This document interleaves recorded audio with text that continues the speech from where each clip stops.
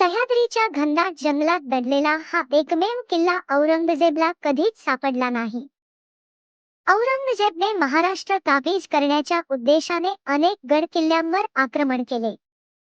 वासोटा किल्ला मात्र एक असा किल्ला आहे जिथपर्यंत औरंगजेब कधी पोहोचू शकला नव्हता, हा म्हणजे साताऱ्यातील वासोटा किल्ला. सातारा जिल्ह्यातील कोयनेच्या घनदाट अभयारण्यात बसलेला वासोटा किल्ला नेहमीच पर्यटकांना भुरळ घालत असतो. हा असा एक गुप्त किल्ला आहे जिथे फितूर तसेच शत्रूंना ठेवलं जायचं आणि याच किल्ल्यावरून त्यांना कडेलोट केले जायचं, असे इतिहासात या संदर्भात दाखले सापडतात. परंतु हा गुप्त किल्ला औरंगजेबला कधीच सापडला नव्हता.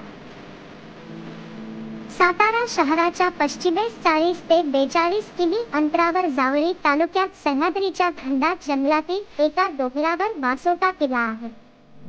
वासोटा किल्ला हा बंदुर्ग प्रकारात मोडतो. शिलाहार वंशीय दुसऱ्या भोजराजाने हा किल्ला बांधल्याची इतिहासात नोंद सापडते.